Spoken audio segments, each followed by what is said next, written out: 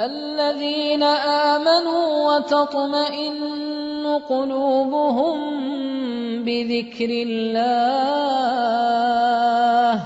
ألا بذكر الله تطمئن القلوب تعالى ونستعينه ونستغفره ونعوذ بالله من شرور أنفسنا ومن سيئات أعمالنا من يهده الله فلا مضل له ومن يضلل فلا هادي له وأشهد أن لا إله إلا الله وحده لا شريك له وأشهد أن سيدنا ونبينا وحبيبنا ومولانا محمد عبد الله ورسوله اللهم صل على محمد وعلى آل محمد كما صليت على إبراهيم وعلى آل إبراهيم وبارك على محمد وعلى آل محمد كما باركت على إبراهيم وعلى آل إبراهيم في العالمين إنك حميد مجيد رب اشرح لي صدري ويسر لي أمري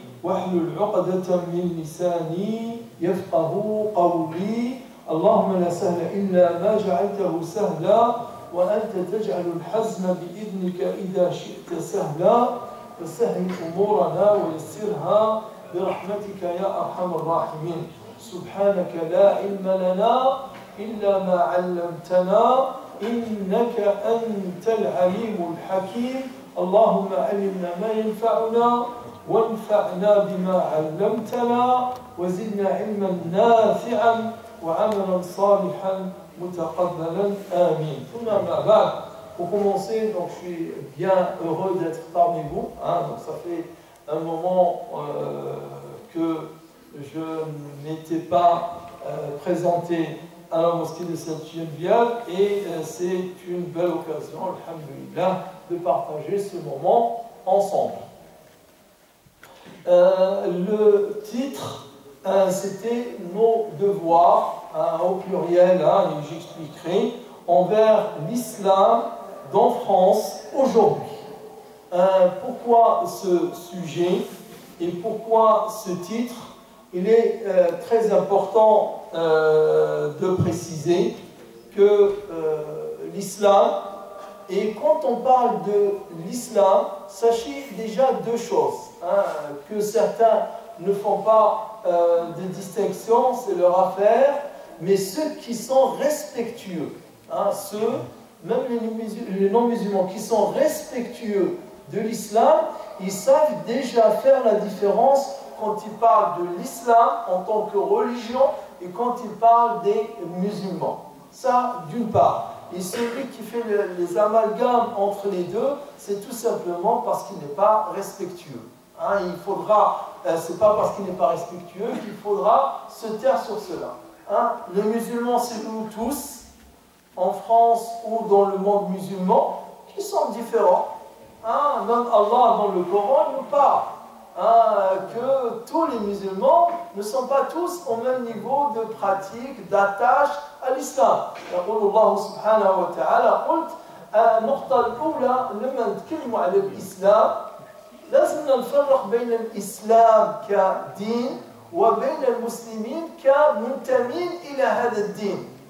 الانتماء تاع الناس لهذا الدين شيء والإسلام في نفسه وفي حد ذاته شيء آخر وهذا مع الأسف يختلط أحيانا حتى على بعض المسلمين ماشي غير المسلمين حتى المسلمين.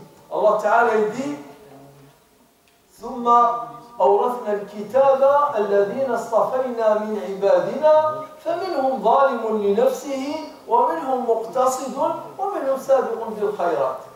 الناس حتى الله تعالى يتكلم على هذه الأصناف الثلاث والسابقون السابقون في آية أخرى من سورة أخرى أولئك المقربين ويتكلم عن أصحاب اليمين ما أصحاب اليمين وأصحاب الشمال ما أصحاب الشمال.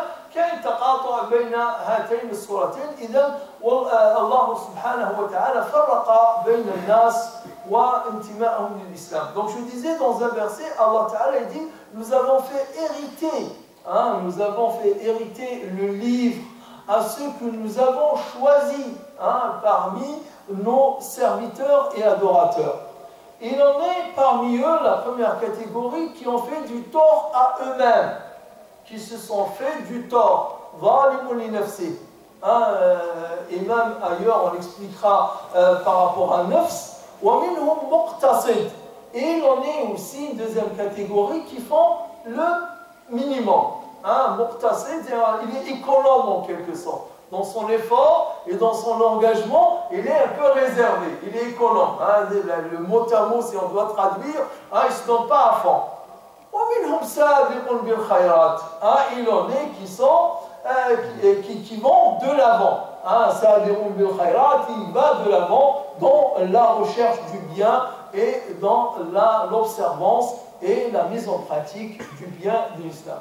De même que Allah nous parle de nafs, et bien entendu la pratique et l'observance, c'est aussi un reflet de ce qu'il y a dans notre fort intérieur.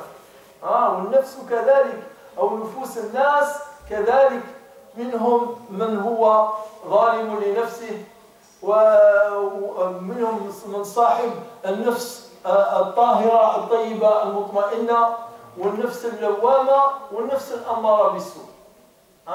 حتى النفوس الناس même disons le fort intérieur de la personne, Allah nous parle aussi, nous dit qu'il en est ceux qui ont une âme en quelque sorte apaisée, l'âme pas dans le sens de la vie, mais son fort intérieur. Il est apaisé dans la religion, il sait ce que Allah attend de lui, il fait l'effort de faire cela, et il est bien. Et il en est, comme nous dit Allah subhanahu wa ta'ala, al-nafs al-lawama. Al-nafs al-lawama, c'est un nafs, l'âme ou le fort intérieur ou la conscience de la personne aussi, et qui en veut à la personne. C'est-à-dire qu'il fait du mal, qu'il peut être négligent par moment, mais il a le self-control. Il a le self-control. Comme nous dit Allah Ta'ala, Inna alladhina amanu, idha massahum ta'ifun min ash-shaytani, tadhakkaru, fa idha hum mubsirun.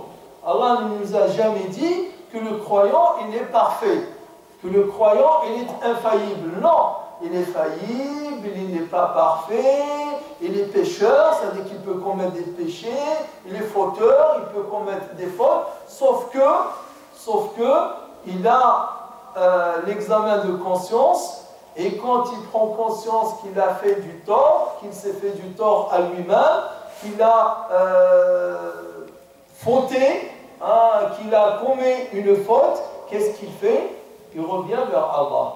Il devient clairvoyant, comme nous dit Allah subhanahu wa ta'ala. Et donc, les musulmans sont tous cela, et l'islam, c'est essentiellement le Coran, Kalamullah, parole d'Allah, et la Sunna, parole du prophète sallallahu alayhi wa sallam.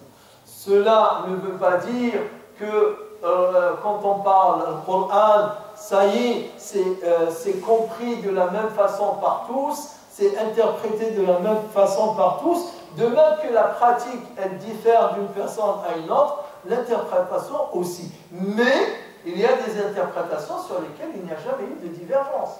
Il y a des interprétations, des explications, des commentaires, que ce soit du Coran ou de la Sunna, sur lesquels il n'y a jamais eu de divergence depuis l'époque du prophète sallallahu alayhi wa sallam jusqu'à notre époque. Donc il ne faut pas mélanger les choses.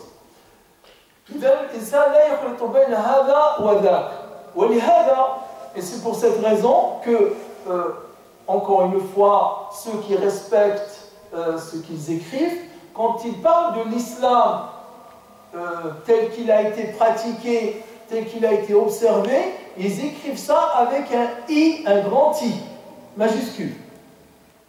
Ça, c'est pour l'islam en tant qu'histoire, civilisation, population, avec S, et islam avec un petit I, un minuscule. Quand on écrit islam, normalement dans les textes, ça veut dire que par islam comme cela, on entend les textes. les sources, le Coran et la Sunna notamment, ou les enseignements fondamentaux qui découlent du Coran et de la Sunna.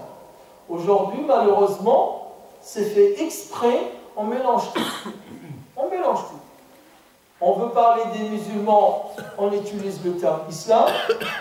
On veut parler de l'islam tel qu'il est vécu, on utilise I, un grand I ou un petit I, comme ça, de façon indifférente, sans faire attention, alors que, en réalité, dans les textes, dans les dictionnaires, dans les sources, qui se respectent et qui respectent leurs lecteurs, ils font attention à cela.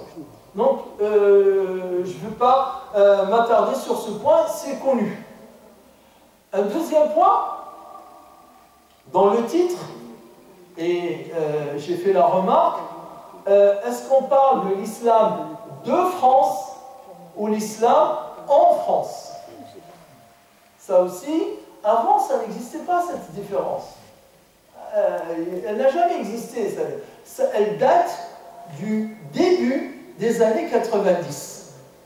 Elle date, cette distinction, cet amalgame, date du début des années 90. 92, 93, peut-être même 94. Pas avant. Pas avant. Vous pouvez chercher dans les livres qu'on écrivait dans les années 80, fin des années 80, vous ne trouverez pas d'auteurs ou d'écrivains qui disent pourquoi vous parlez d'islam de France et pas d'islam pourquoi vous parlez d'islam en France et vous ne parlez pas d'islam de France, etc.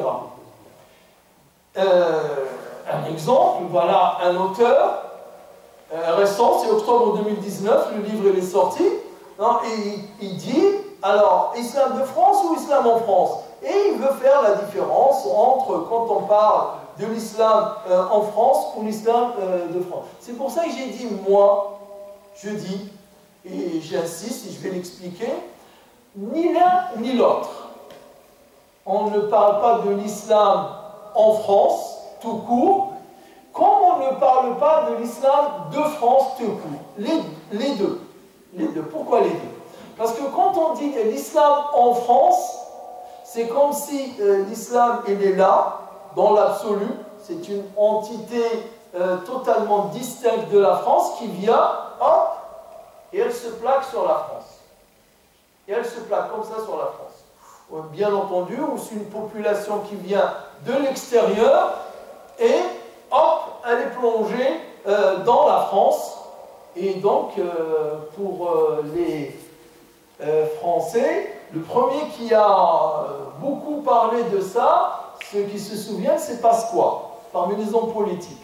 Vous pouvez chercher, Chirac à son époque n'avait jamais parlé de ça, ni Mitterrand à son époque n'avait parlé de ça, ni d'autres ministres, Jox ou autres, n'avaient parlé de ça. Jusqu'à ce qu'arrive, début des années 90, M. Pasqua, dont le passé, nous le connaissons, on sait bien d'où il vient cet homme-là, il n'est pas tombé du ciel, on connaît son passé, sa jeunesse, ses idées, son idéologie, etc.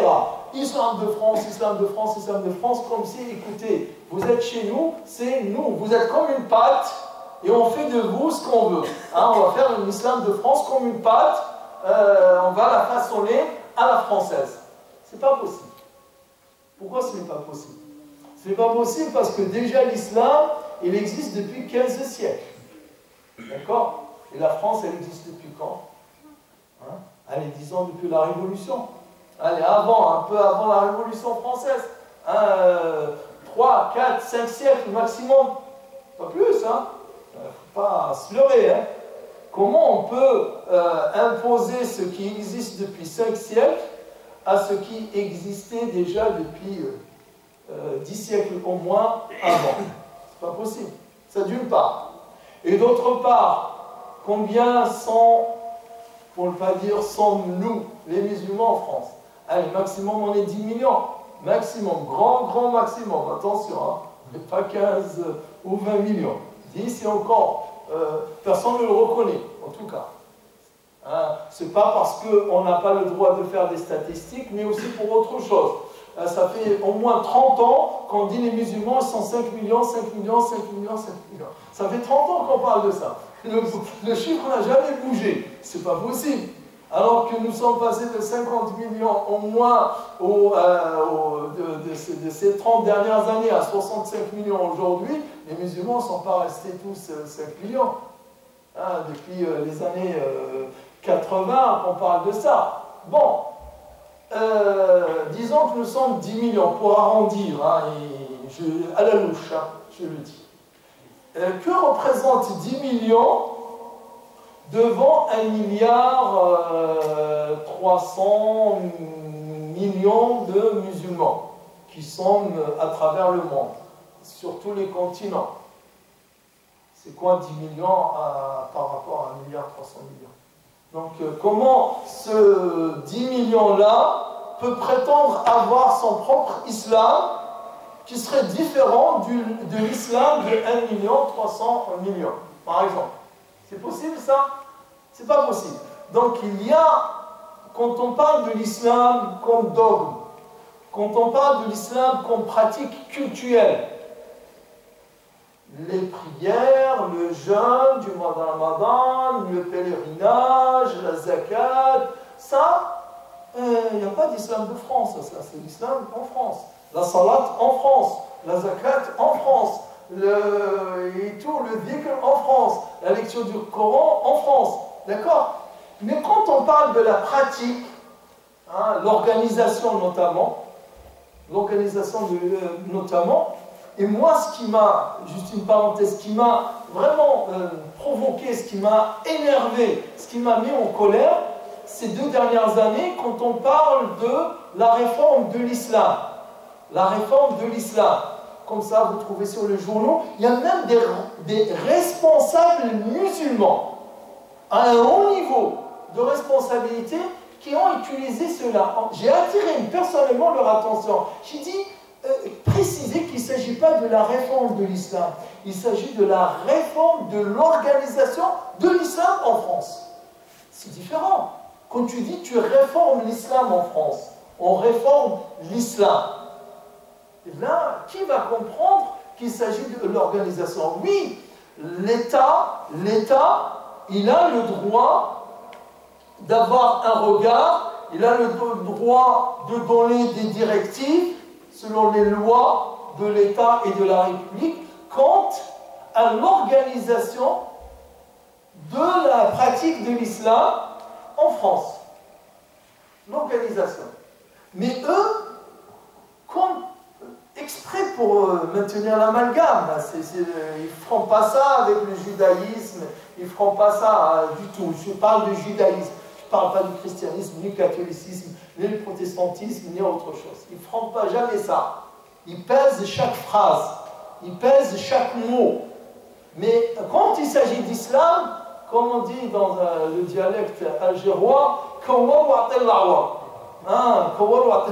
donc, allez, balance dans tous les côtés, voilà, pas de problème. Non, donc il faut clarifier. Donc, ce n'est pas de la réforme de l'islam dont il s'agit, mais la réforme de l'organisation de l'islam.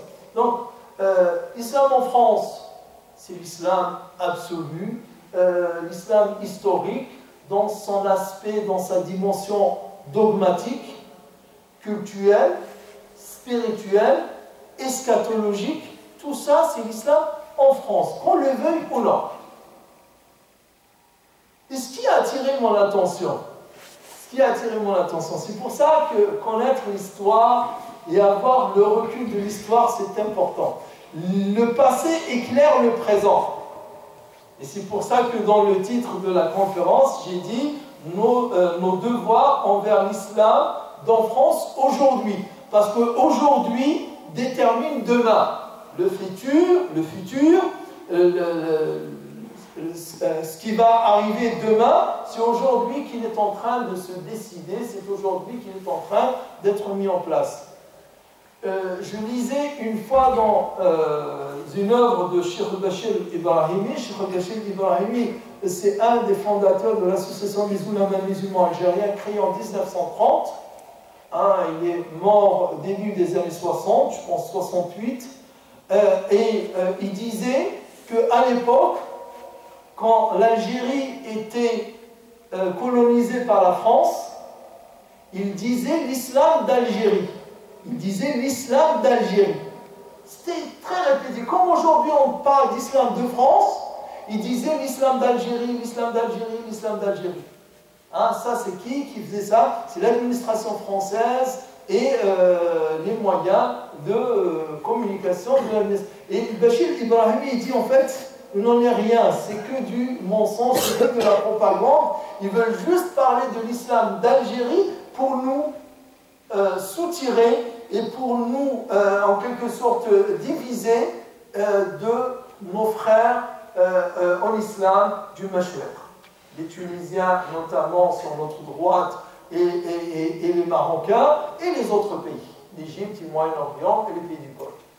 كان يقول الشيخ البشير الإبراهيمي قال لا إسلام الجزائر ولا هم يحزنون وإنما يريدون بذلك أن يفصلوا الجزائر عن إخوانها أو أخواتها من الدول الإسلامية الشقيقة فقط هذا يفصلون. De même aujourd'hui, quand on parle de l'islam de France comme ça dans l'absolu, c'est comme s'il y a un islam qui est soumis totalement aux contingences et à l'environnement socio-politique français et qui serait différent de l'islam d'ailleurs. Non, on fait la prière ici à Sainte-Geneviève comme on fait la prière à Tunis, à Rabat, à Nouakchott et à Gaza et ailleurs. On jeûne ici en France comme on jeûne à Gaza, à Tunis, etc. N'est-ce pas? Et pour le même pour les lectures du Coran. Et là, c'est pour cette raison que, qu'il le veuille ou non, moi je parlerai de l'islam dans France, D'(E1). C'est-à-dire qu'il peut s'agir de l'islam de France. Je serais peut-être un Mauritanien, je ne serais pas en costume. Je serais comme chez même lui en France, mais voilà. On est libre, on s'habille comme on veut. Là, c'est mélangé. Ailleurs, peut-être je ne m'habillerai pas comme ça. D'accord, je reviens d'un voyage, j'étais à Nantes hier, je suis rentré à la maison, j'ai posé mes bagages et je suis venu ici. Donc, en parlant de l'islam dans France, D'(E1), c'est-à-dire en même temps, et ça on ne le reconnaît pas, qu'il s'agit de l'islam de France. Peut-être que cette couleur-là, je n'aurais jamais porté cette couleur si j'étais resté en Algérie. Les goûts, les couleurs, certaines habitudes changent avec le temps. Ils changent en fonction du contexte dans lequel on vit. Et ça, ce n'est pas étonnant. Mais attention, vous ne pouvez pas changer notre foi. Vous ne pouvez pas changer notre religion. Vous ne pouvez pas, quand bien même vous ferez tout ce que vous voulez, vous ne changerez pas notre manière de faire salat. Et c'est pour cette raison que vous avez remarqué que ces mosquées, soi-disant avec des imams femmes, ils sont très encouragés. Il y a l'État derrière. Il y a l'État derrière, il y a l'État derrière. Donc on l'encourage. Ils sont les moyens ils ont les plateaux de télévision, ils ont les unes des magazines, des journaux, invités à des rencontres plus ou moins mixtes où l'État et les associations les organisent, etc. Et ça, c'est un des moyens d'influence. Parce que ça n'existe pas en islam, une imam femme. Elle peut guider la prière avec ses enfants et... comment? Oui, des mosquées progressistes, on appelle ça les mosquées libérales, les mosquées progressistes, les mosquées mixtes. En fait, il n'y a rien de tout ça. Elles ne sont ni progressistes, ni mixtes, ni libérales. Il s'agit juste d'une tentative, d'une velléité, de corrompre l'islam. Or, l'islam, voilà, il a vécu bien plus que ça. Il a vécu bien plus que ça, et bien plus fort que ça, et bien puissant que ça, comme force de le détruire, et ils ne sont jamais arrivés. Donc, quels sont nos devoirs envers l'islam dans France aujourd'hui? Je parle parce qu'aujourd'hui, c'est la troisième fois, il y a 3 semaines, que le président annonce une grande loi concernant le financement de l'islam, l'organisation de l'islam, etc. Moi, je le dis de façon claire, nette et précise. Je ne me sentirai jamais coupable de ce que a fait Mohamed Merah ou les 2 frères Kouachi ou ceux qui sont venus de Belgique. Je ne suis pas responsable. Bien au contraire. Bien au contraire. Moi et de nombreux imams, depuis longtemps, on ne cesse de dénoncer l'extrémisme, on ne cesse de dénoncer la violence. On n'a pas attendu. Et on n'a pas besoin. Et on ne le ferait pas si c'est eux qui nous disent de faire. On le fait parce que c'est un devoir. C'est un de nos devoirs. En tant qu'imam, c'est un de nos devoirs de prêcher l'islam authentique, l'islam orthodoxe, c'est-à-dire qui est conforme à la doxa. Et la doxa, c'est le texte. Ortho, et il y a hétéro. Hétérodoxe et orthodoxe. Quand on dit hétérodoxe, c'est-à-dire qu'il est hétérogène, qu'il est différent. Il est différent de la doxa. Il est différent du texte. Et orthodoxe, c'est-à-dire qu'il est conforme à la doxa, il est conforme au texte. Et ce qu'il y a dans nos textes, ce qu'il y a dans le Coran, ce qu'il y a dans la sunna authentique, Dieu merci, et je pense qu'on n'en arrivera jamais à ce qu'on nous dise faites ci ou faites ça.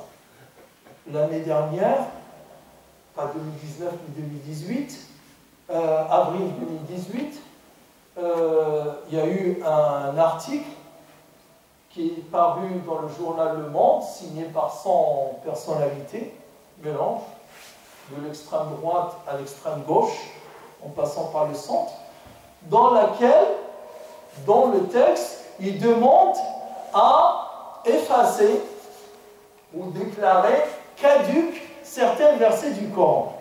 Déclarer caduques certains versets du Coran. C'est-à-dire déclarer la caducité de certains versets du Coran. De dire ce verset-là, ça y est, ils sont mansoukhines, ils sont abrogés. C'est pas Allah qui les a abrogés, mais c'est nous. Ils se sont permis, ils ont osé, comme on dit. Ils ont osé.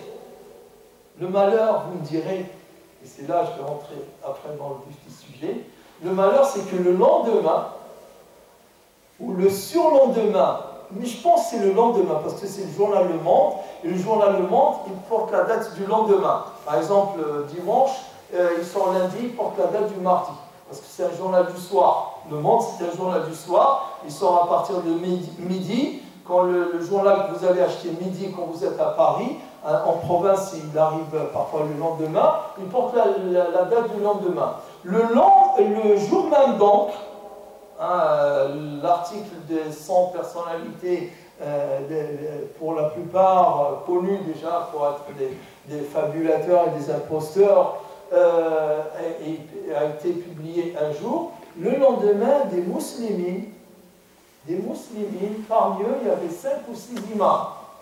Il y avait des recteurs de mosquées, et des personnalités qui ont écrit une tribune. Et dans cette tribune, quand certains l'avaient compris que c'était une réponse, mais elle, c'était pas une réponse, c'était même pas une réponse, ils allaient dans le même sens. Pas bien sûr, ils n'ont pas osé déclarer les versets coraniques caducs, mais dans l'esprit du texte, ils sont allés dans le même sens. Et c'est dommage. Bon, c'est passé, mais c'est pas passé, donc c'est écrit pour nous. Donc c'est pour cette raison que je voulais parler de ces points. Troisième et dernier point pour l'introduction.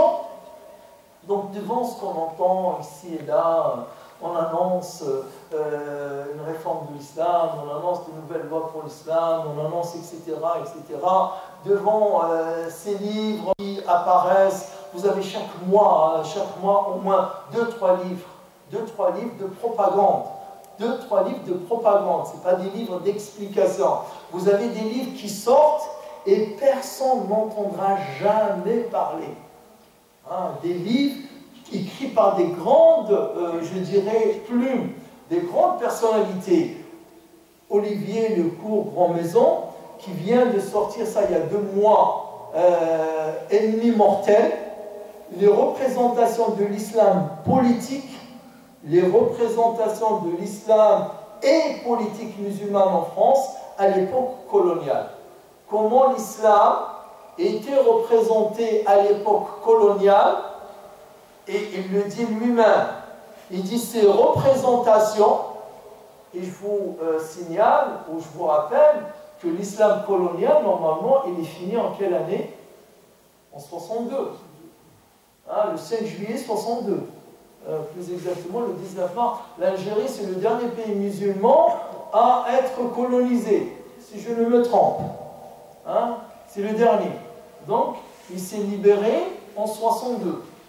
De 62 jusqu'à maintenant, ça fait quand même, Inch'Allah, ça fait 58 ans.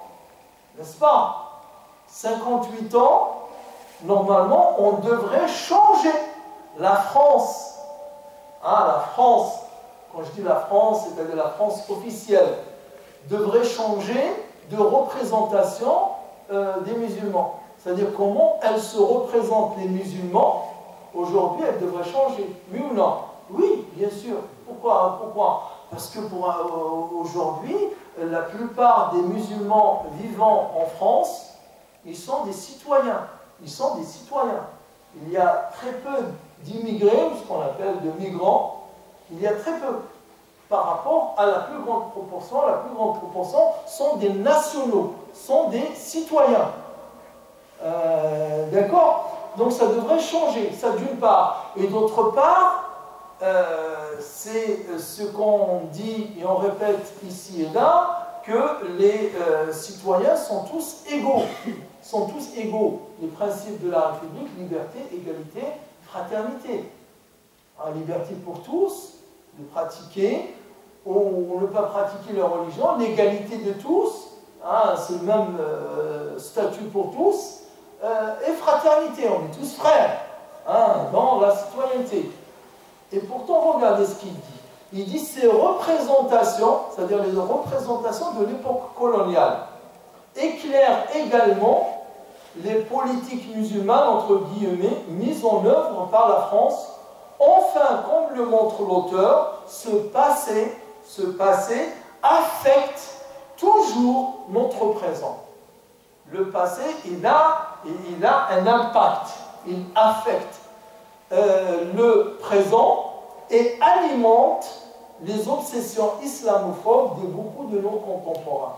Et alimente les obsessions islamophobes de beaucoup de nos contemporains. Donc, si on veut comprendre le présent, il faut comprendre le passé.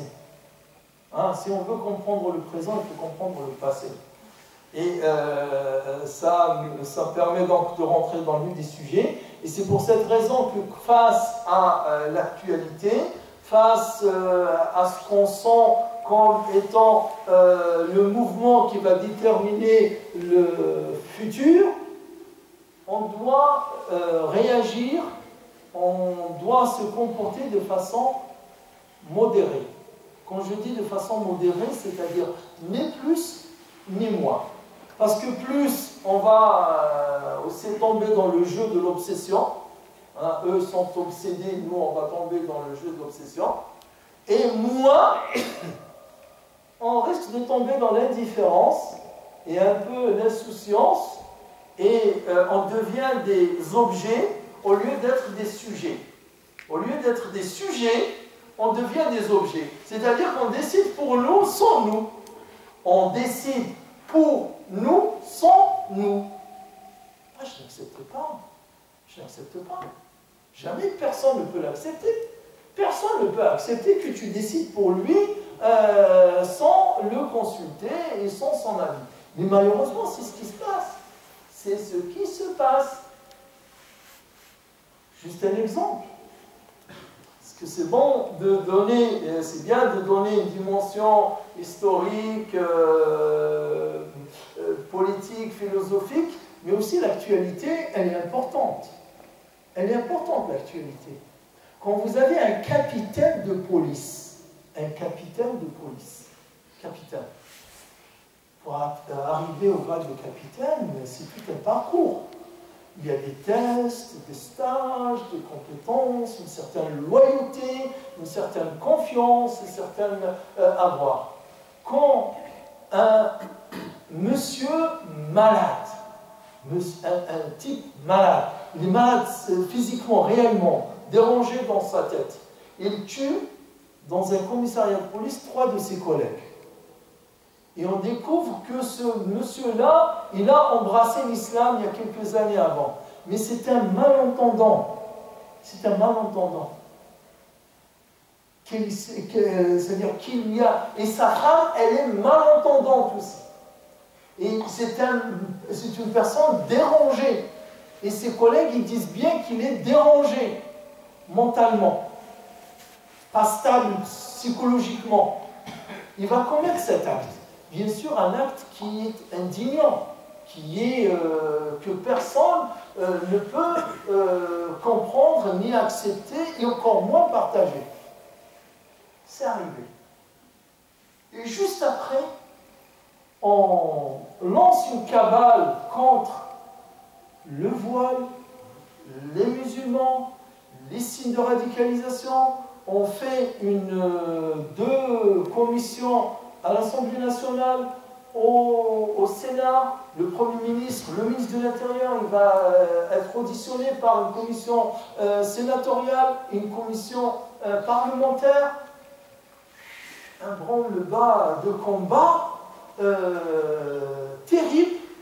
Et dans la foulée, des policiers qui se retrouvent exclus.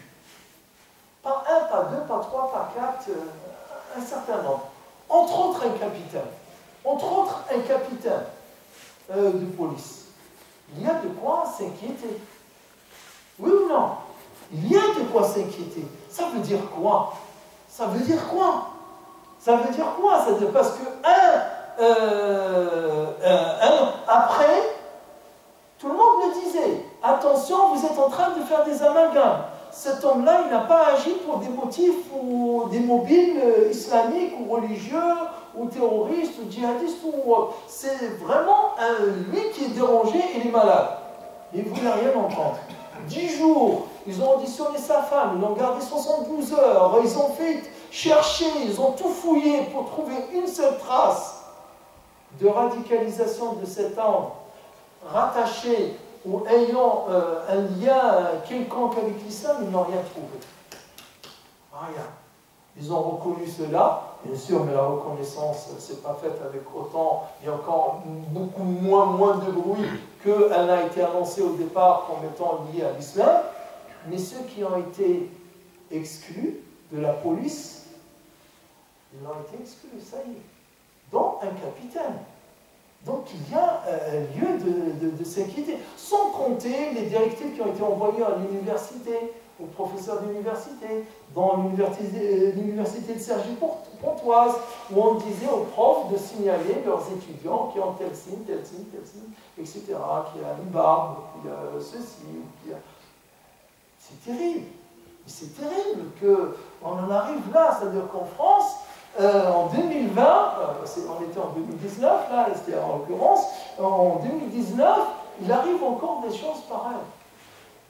Mais en fait, pourquoi? C'est clair, hein, il ne faut pas tourner autour du pot. On est dans ce qu'on appelle une guerre idéologique. On le dit, c'est-à-dire on explique qu'un État ou bien une nation, pour qu'elle soit nation, regardez cette phrase, écoutez bien, une nation, pour se perpétuer, c'est-à-dire continuer à exister en tant que nation, elle a besoin de 3 choses. Toute nation, pour se perpétuer, elle a besoin de 3 choses. Elle a besoin de frontières, Elle a besoin de frontières. D'accord? Elle a besoin d'adversaires. D'adversaires, parce que l'adversaire extérieur qui vient d'au-delà des frontières va permettre à tous ceux qui sont en deçà des frontières de se souder les coudes entre eux, d'être unis. Donc il a besoin de frontières, il a besoin d'adversaires et de mythes d'origine. Et de mythes, les mythes d'origine. Nous sommes tous des Gaulois.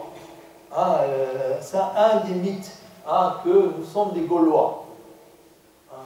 Je ne sais pas combien réellement, et ça fait débat en politique, ça fait débat entre historiens, les uns répondent aux autres, les uns écrivent des livres de 700 pages, 800 pages, un autre il écrit un livre de 300 pages, et ça fait débat. Pourquoi? Parce que les mythes, c'est important. Dans l'idéologie, ça c'est dans la nation, dans le réel. Dans l'idéologie, qu'est-ce qui se passe? Une idéologie, elle a besoin d'hérésie, c'est-à-dire des frontières, on va au-delà du vrai, de concurrentes, des idées ennemies du vrai et de transmission. Aujourd'hui, certains essayent de représenter les musulmans comme étant une entité, elle est dans les frontières physiques, géographiques, mais elle est au-delà des frontières, disons, psychologiques. Et c'est pour ça qu'on utilise le terme communautarisme. Le mot communautarisme, c'est une arme idéologique qu'on utilise contre les musulmans. Je refuse. Moi, je ne suis pas un communautariste.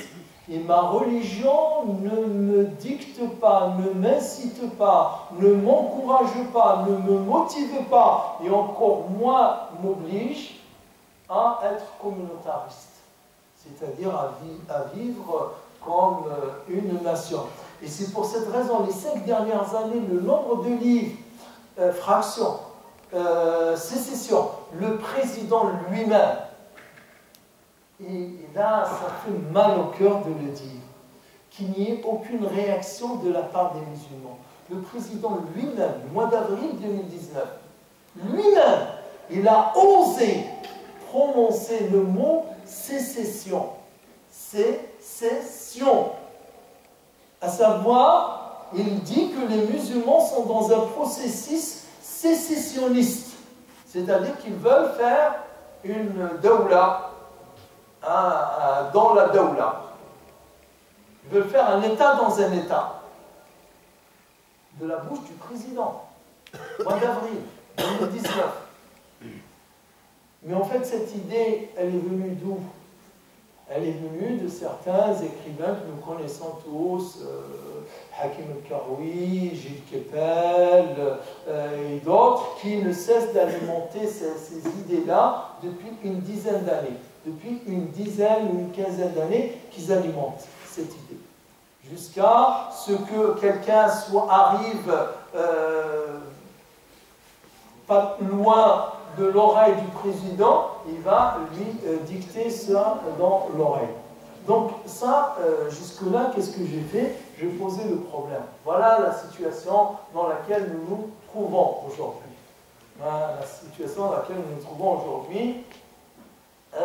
D'une manière générale, dans la société, l'État, les intellectuels, sans parler, je vous invite à regarder la une du Point de la semaine dernière, ou la semaine d'avant, ou de cette semaine, ou la semaine dernière de Marianne, etc.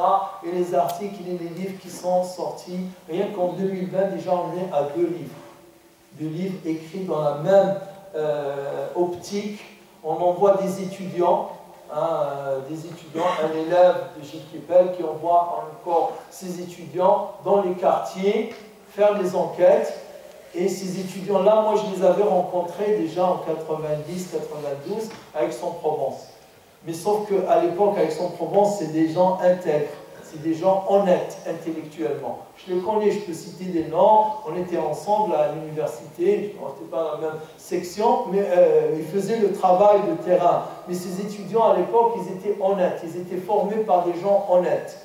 Hein, d'accord. Il y avait François Burga qui était leur formateur, il y avait, comment il s'appelle, Bruno Etienne qui était leur formateur, il y avait Camo, il y avait Lucas, il y avait les profs de l'époque. Ce n'est pas les voyous d'aujourd'hui, je ne citerai pas leurs noms, j'en ai cité quelques-uns d'aujourd'hui qui envoient leurs étudiants chercher, ramasser des ragots ici et là, des ragots et de choses qui se disent, etc. Ah tiens, et on fait de ça un livre, et on dit voilà ce que veulent les musulmans. Je n'ai jamais été, jamais, ça fait 32 ans que je suis imam, jamais un journaliste n'est venu me voir, me demander mon avis. On le sollicite nous-mêmes pour leur parler, ils ne parlent pas. Et quand ils font un enregistrement, rare, un tous les 5 ans, etc., il ne sort jamais. Quand il rentre dans son bureau, il fait écouter, il dit « ça passe pas, ça passe pas, on ne le fait pas passer. » Voilà, trier, voilà, on fait la censure. Donc, voilà là où nous sommes aujourd'hui. Mais, alhamdoulilah,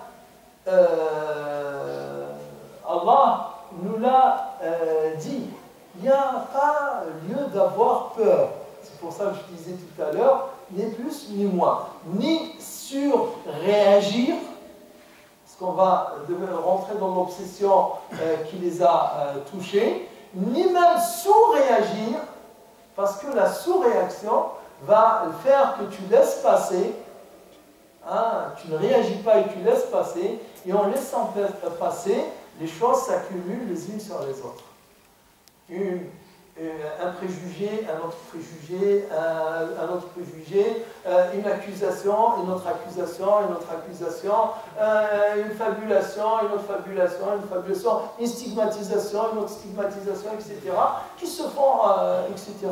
Quand tu veux après t'attaquer pour aller ne serait-ce que te disculper, t'innocenter, exprimer ta bonne foi, etc., tu trouveras que le travail est énorme. Oh, c'est trop tard. Il y a des choses qu'aujourd'hui nous sommes en train de payer, ce qu'on avait laissé faire il y a 15 ans, il y a 10 ans, il y a 5 ans. Quand ils ont commencé à utiliser le mot djihadisme et mettre tout et n'importe quoi dans le mot djihadisme et djihad, quand ils ont commencé à mettre n'importe quoi dans le mot djihad, c'est là qu'on a commencé à perdre la bataille des termes, la bataille des concepts. La bataille des concepts. Jusqu'au point où on en arrive, j'ai les deux éditions. Emilio Platti, dans son livre L'Islam étrange, j'ai l'édition de 98, j'ai l'édition de 2009 ou 2010. Il dit Mohammed, et lui il écrit avec un orthographe, alors là, à part. Ni Mahomet, ni Mohammed, Mahomet. Direct. Lui, vraiment, il écrit Mahomet. Et il connaît l'arabe, hein. Il connaît l'arabe. Il est bien arabophone que moi. Et peut-être même que Cheikh Al-Din. Parce qu'il vit depuis 40 ans, je ne sais pas, en Égypte. Il est dans le centre dominicain et tout, il est dominicain, il maîtrise. Il dit dans son livre que Mohammed est le premier djihadiste. Wallah, c'est écrit noir sur blanc. Une fois, on était à la mosquée, dans un séminaire à la mosquée Dawa, la Villette, il y a une 8aine d'années comme ça, c'était sur le dialogue, etc. Et là, j'ai levé le doigt, j'ai dit, bon, quand c'est nos amis chrétiens qui nourrissent l'islamophobie, qu'est-ce qu'on va faire?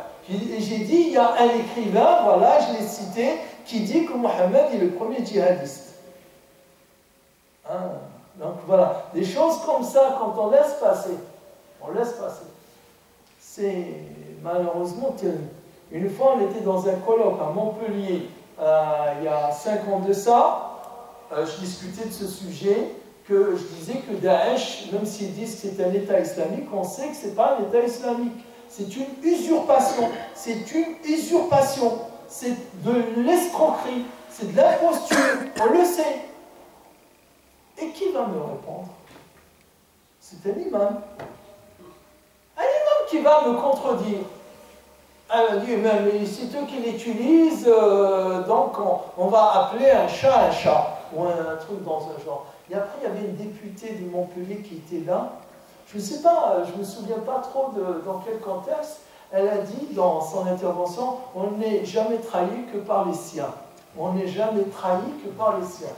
Je ne me rappelle plus si elle l'avait dit dans ce sens. Elle a compris ce que je voulais dire et elle a compris ce qu'a dit l'imam. Mais bon, quand vous avez un ancien boucher qui vendait de la viande, qui se transforme sur le tas en imam, il va faire un DU à l'université, on va lui donner après une association, elle va le gonfler. Bien sûr qu'on peut s'attendre à des résultats comme cela. Donc il faut faire très attention à cela. Voilà le contexte dans lequel nous sommes. C'est pour cette raison que le premier devoir, nos devoirs, bien sûr quand je parle des devoirs, c'est pas grave si je continue à parler en français pour gagner du temps. Qui ne veut pas que je continue à parler en français, que je traduise de temps en temps? Qui? Sincèrement, hein? C'est bon? Alors, il faut juste gagner du temps, parce que quand on traduit, on partage le temps en deux, et là, regardez, il est déjà 19h13. Nos devoirs, quand je parle de nos devoirs, personne ne dira que moi, je n'ai pas de devoirs. Nous avons tous des devoirs vis-à-vis de nous-mêmes, dans, je dirais, la verticale vis-à-vis d'Allah, d'être le plus musulman, le plus sincère, le plus observant, le plus honnête, voilà, vis-à-vis d'Allah Ta'ala. Et je me dis que ce que je fais en tant que musulman me concerne aussi ma religion. Ça ne veut pas dire que quand on devient musulman, on est infaillible, mais il faut faire attention. Faire attention. Quand même, tu es musulman, tu dois te comporter d'une certaine manière. D'accord? Sinon, en même temps que tu fais du mal à toi-même et tu fais du mal à ta religion. Et à ce propos, vous avez certains, ils sont musulmans juste par fierté. Et musulmans juste par identité. C'est-à-dire, identité, oui, je suis musulman, même si je ne fais pas la prière. Oui, je suis musulman, même si je fume, je ne sais pas moi, des joints. Oui, je suis musulman, même si je vole. Ah non, tu n'es pas musulman, même si tu voles, c'est pas que tu sors complètement de l'islam. Tu devrais te faire petit, hein, tu devrais te faire petit et laisser l'islam de côté parce que tu fais plus de mal à l'islam que ne le font ses ennemis.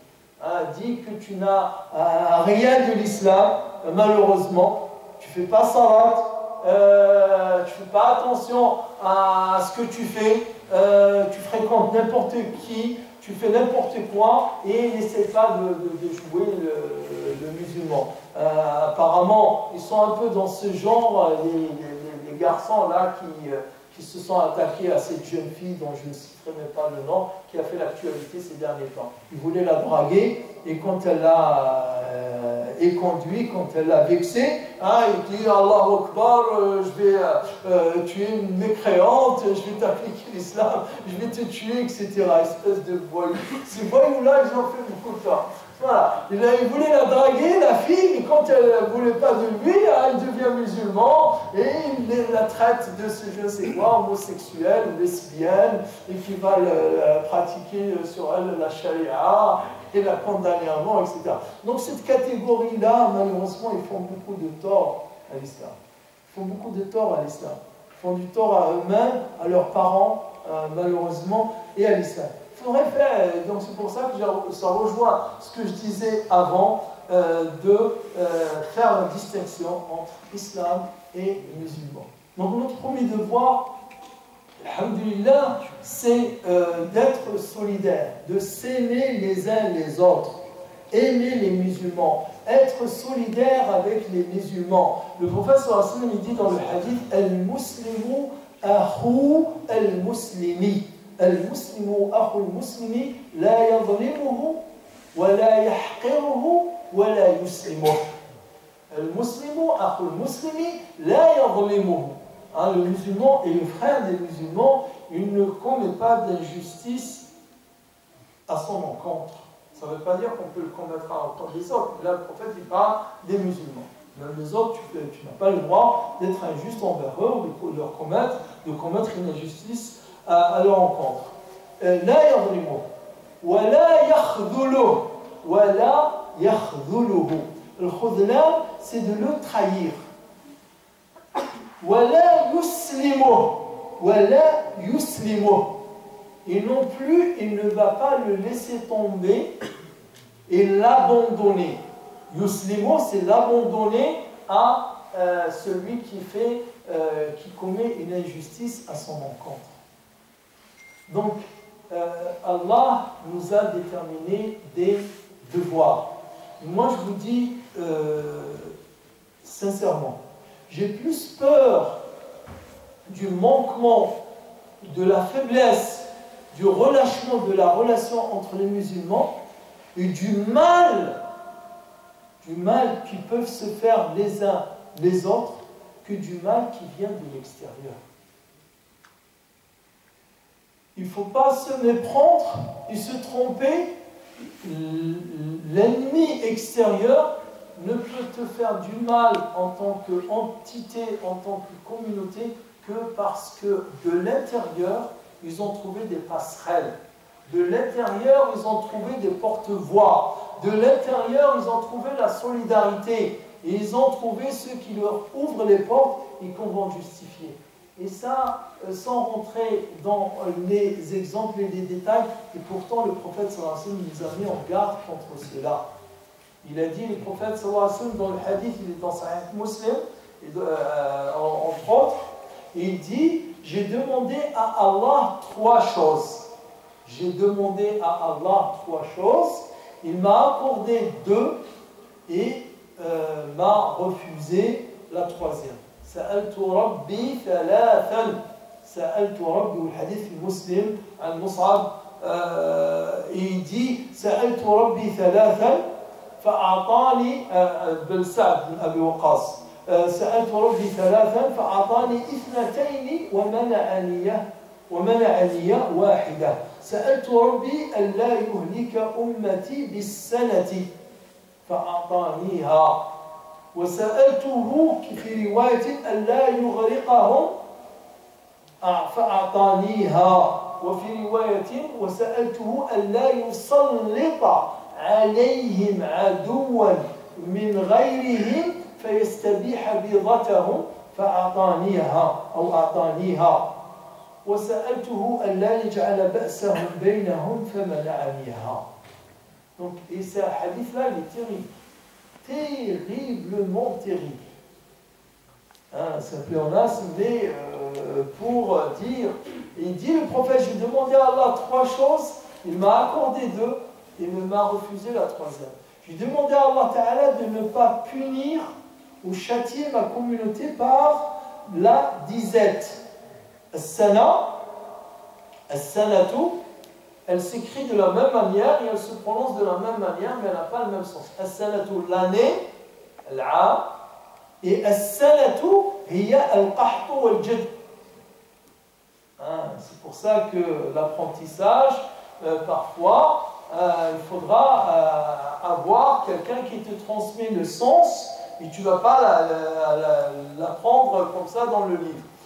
Comme darasa et darasa. Darasa et darasa, ça s'écrit de la même chose. Dal, ra, sin, fatha, fatha, fatha, darasa.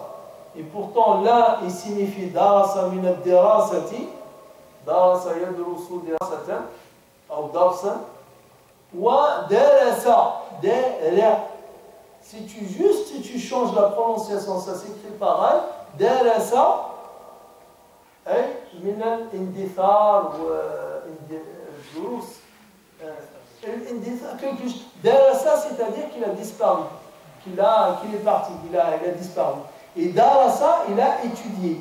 Hein, c'est très important de comprendre cela. Parfois, c'est dans la prononciation, parfois, elle s'écrit pareil, elle se prononce pareil, mais elle n'a pas le même sens. Comme As-Sanatu et As-Sanatu, Sana comme année, et As-Sanatu comme le Qartu ou le Jib. Donc, le prophète, il a dit, j'ai demandé à Allah de ne pas punir ma communauté et de ne pas les châtier par une disette. Hein, une disette, c'est le manque de récolte et de manger, c'est-à-dire qu'on est dans une sécheresse totale, il n'y a rien à manger. Et aussi de ne pas leur faire subir le châtiment de leurs ennemis qui viennent de l'extérieur et les anéantir ou les dominer et les asservir. Il me l'a accordé. Et j'ai demandé à Allah de ne pas faire que les musulmans se fassent le mal les uns aux autres, mais Allah ne l'a pas donné. Ça ne veut pas dire qu'Allah aime que les gens se fassent le mal. Non, au contraire. Inna Allah yuhibbu lakum an ta'tasimu bihablihi jami'an wa la tafarraqu. Mais il a laissé ça pour nous. Il l'a laissé à nous. Il nous a en quelque sorte déchargé de la première et la deuxième. N'ayez crainte, vous n'allez pas crever, vous n'allez pas mourir de faim. Et c'est le cas. Les musulmans ils sont riches. Les pays musulmans sont très riches. De même qu'ils ne sont pas dominés physiquement par l'ennemi extérieur. N'est-ce pas? Et pourtant, le mal entre eux, c'est terrible. C'est terrible. Terrible. Vraiment. Terrible. Wallah, nous vivons une époque, jamais, jamais, jamais, nous pensions un jour que nous arriverions à ce stade-là. Moi, je ne comprends pas. Moi, Wallah, je ne comprends pas du tout. Je ne le dis pas par modestie ou... Je ne comprends pas. Pourquoi l'État des Émirats, par exemple, agit comme il le fait. Wallah, je ne comprends pas. Ça me dépasse. Ça me dépasse. Wallah, ça me dépasse. Je peux comprendre l'État d'Israël et sa politique. Je peux comprendre la France et sa politique. Je peux comprendre l'Amérique et sa politique. Mais la politique des Émirats arabes unis, la politique de l'Arabie saoudite, je ne comprends pas. Wallah, je ne comprends pas. Qu'est-ce qui leur arrive? Qu'est-ce qui se passe dans leur tête, ces gens? Quand je dis, c'est pas le peuple. Hein. Ah non, je ne parle pas des populations. Je parle de ceux qui commandent ces pays. Je ne comprends pas. Je ne comprends pas. Le jour où j'ai appris que les Émirats allaient racheter Charlie Hebdo en 2014, l'automne 2014. L'automne 2014. Les Émirats, le journal était en faillite. Ils avaient 0 sous dans leur caisse. 0 euros. Ils n'avaient même pas de quoi acheter un billet pour leur journaliste qui doit se déplacer faire une enquête dans une ville française. Il n'y avait même pas. Et ça, c'est le journaliste du journal qui raconte ça. Il demande à Hollande, président, fais-nous une faveur, donne-nous une subvention. Les journaux, ils ont droit en France à avoir des subventions. Accorde-nous une subvention. Nous sommes un journal comme les autres. Non, vous n'avez pas le droit. Personne ne veut leur prêter de l'argent. Leur journal ne se vend pas. Les abonnements, ils sont en baisse. Et qui veut sauver le journal? Qui veut sauver le journal? Les Émirats arabes. Ajib. Ajib. Le président de l'instance de représentation des musulmans, je crois de Norvège ou autre, il dit que les Émirats soutenaient des partis anti-musulmans. L'extrême droite. L'extrême droite en Europe aujourd'hui, son premier soutien, c'est les Émirats arabes. Aujourd'hui, tout le monde parle des frères musulmans. Vous l'avez remarqué? Parce qu'aujourd'hui, quand tu écris un article sur les frères musulmans, tu peux toucher de l'argent. il y a 5, 6, 10 années en arrière, tu peux écrire même un livre comme ça sur les frères musulmans. Bon, alors, si tu n'as pas, si tu ne gagnes pas de l'argent des ventes de ce livre, tu n'as rien qui rentre. Aujourd'hui, tu écris un livre sur les frères musulmans, tu as un chèque qui vient derrière. Quel que soit, ils sont payés. Pourquoi pourquoi ils font cela? C'est pour cette raison qu'on doit être vigilant. On parlait de la fraternité, on parlait de l'amour des musulmans, on parlait de la solidarité entre musulmans à l'époque. Et on disait que c'est important, Allah nous le dit, il insiste, vous ne serez musulmans que si vous vous aimez les uns les autres. Vous ne rentrerez au paradis que si vous êtes croyants. Et vous n'êtes croyants, que si vous vous aimez les uns les autres. Le hadith, il est dans Sahih Muslim. لا تدخلوا الجنة حتى تؤمنوا ولا تؤمنوا حتى تحابوا. Je dirais que le premier, le principal des devoirs des musulmans aujourd'hui entre eux, d'être conscients de ce qui se fait, de ce qui se trame, et à l'intérieur, entre nous, d'être solidaires. D'être solidaires, de s'aimer les uns les autres. Ça ne veut pas dire que s'aimer, qu'il n'y ait pas de la critique, qu'il n'y ait pas... non, c'est d'avoir une sincère solidarité et une sincère adhésion avec les autres musulmans. Je crois qu'on a... Je m'arrête ici. Si vous avez quelques questions, Inch'Allah Ta'ala. Allez, il faut prolonger un peu, Jama. Qui ne veut pas prolonger? Hein? Oh, je laisse un peu de temps, excusez-moi, je crois que je rattrape un peu les mois où je ne suis pas venu. Tfadlou Jama'a, barakallahu fikum, si vous avez des interactions, des remarques, des questions, moi, ça ne me pose aucun problème. Même si vous dites que vous n'êtes pas d'accord, expliquez-moi juste seulement et j'accepte. Toutes les critiques, toutes les questions, toutes les interrogations. Bismillah.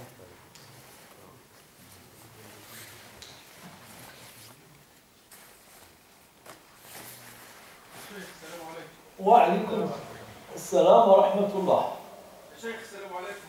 الأئمة بتاع أوروبا الآن نتكلم على القدس وعلى فلسطين، لماذا؟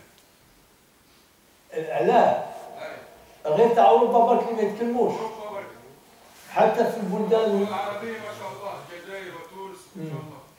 أما أوروبا الآن ماني فاهم، يطلع فوق المنبر يوم الجمعة ولا يجبد لا فلسطين ولا القدس ولا الأطفال اللي تقتل كل يوم.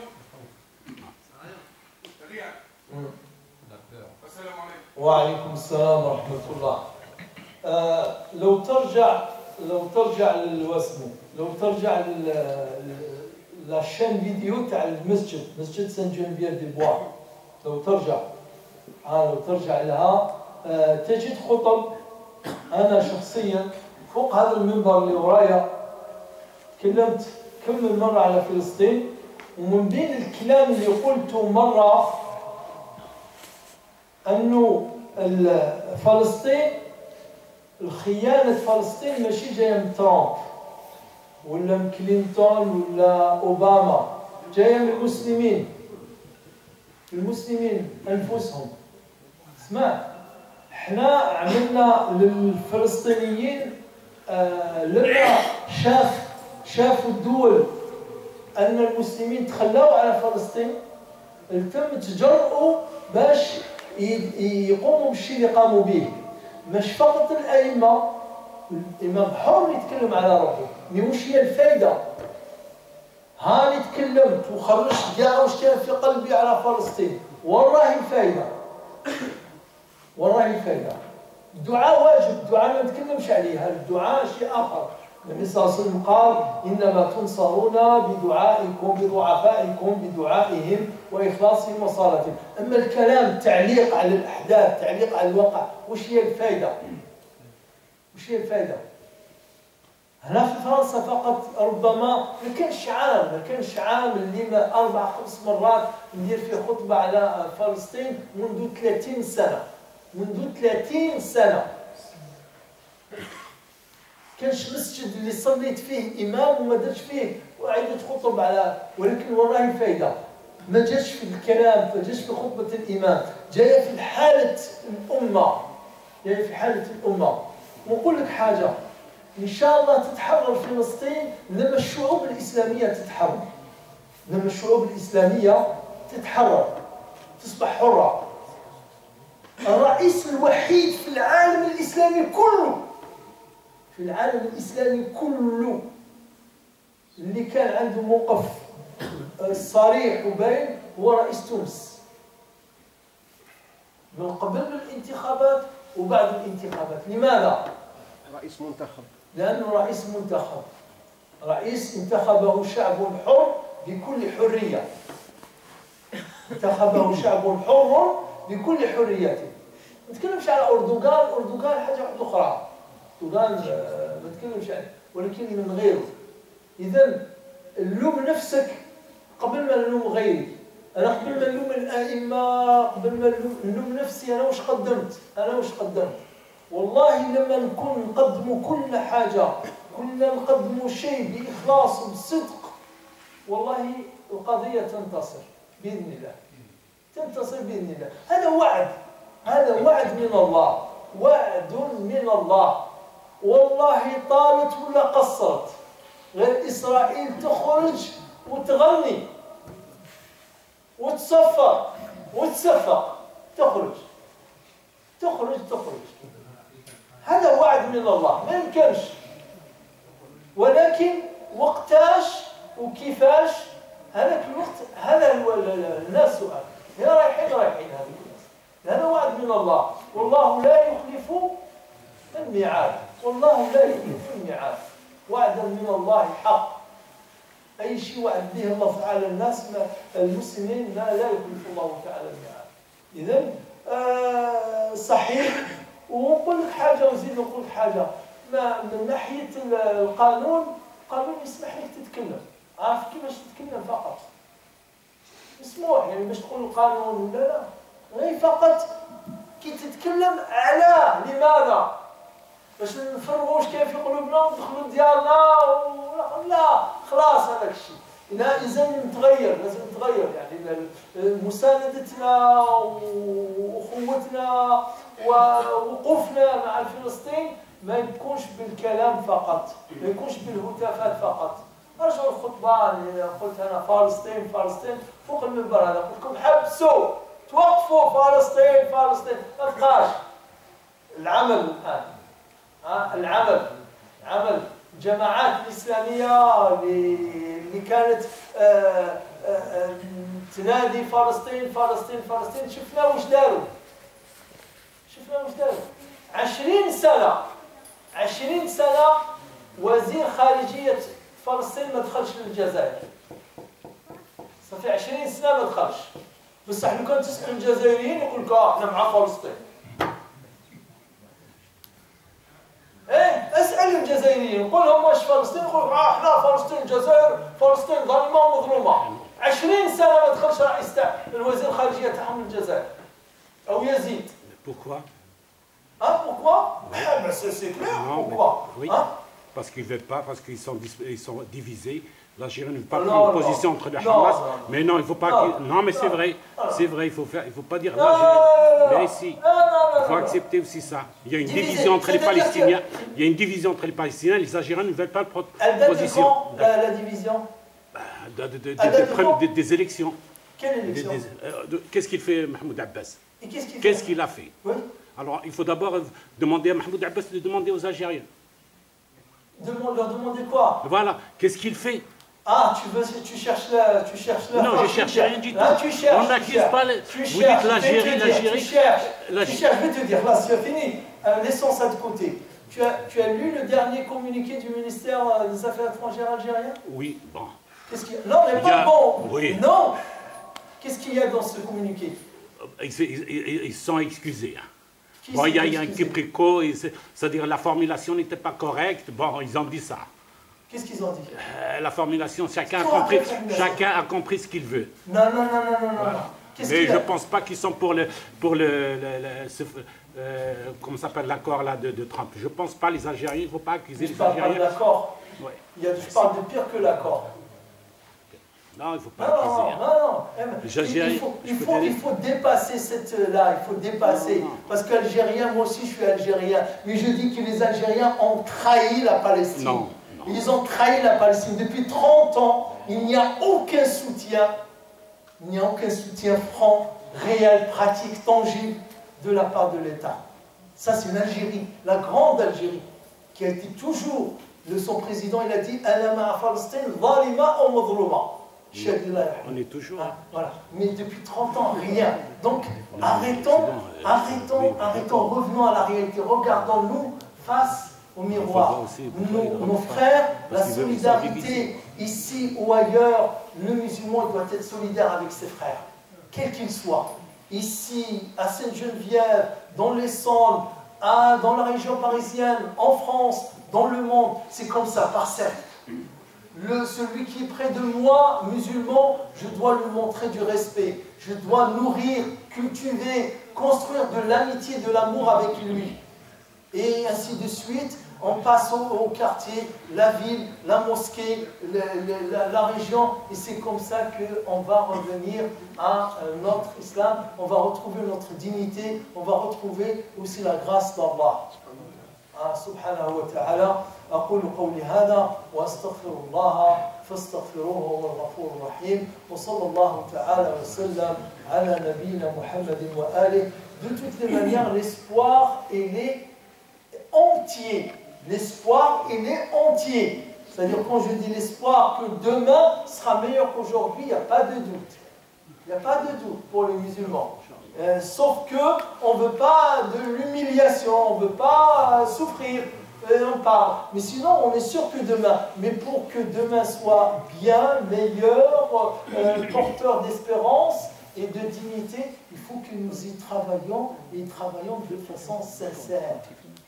Nous ne réagissons plus en tant que Tunisiens, Algériens, Marocains, Turcs, et je ne sais quoi. Parce que malheureusement, aujourd'hui, nous sommes en train de faire de ça. Alors que Allah Ta'ala, il a dit que nous sommes, et c'est le verset que le Cheikh il a récité dans sa Salat al-Maghrib, وَأَنَّ هَذِهِ أُمَّتُكُمْ أُمَّةٌ وَاحِدَةٌ. أسأل الله تعالى أن يجعلنا من الذين يستمعون القول فيتبعون أحسنه أولئك الذين هداهم الله وأولئك هم أولي الألباب. اللهم أرنا الحق حقا وحببنا فيه وارزقنا اتباعه وارنا الباطل باطلا وبغضنا فيه وارزقنا اجتنابه. علمنا ما ينفعنا وانفعنا بما علمتنا وزدنا علما نافعا وعملا صالحا.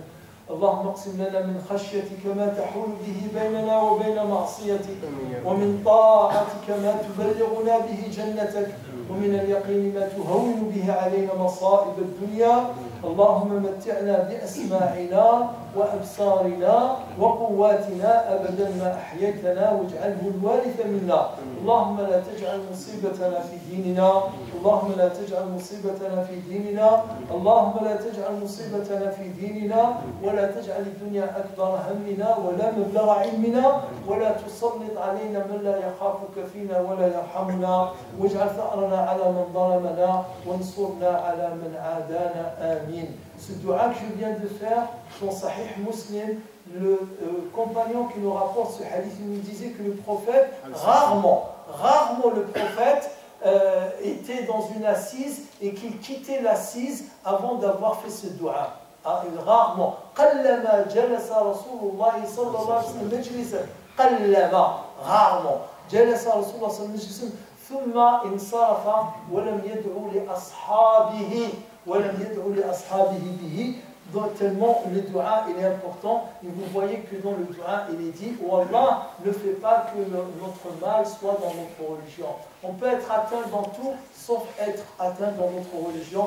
Wa subhanallahi wa bihamdik ashhadu an la ilaha illa anta astaghfiruka wa atubu ilayk walhamdulillahi rabbil alamin.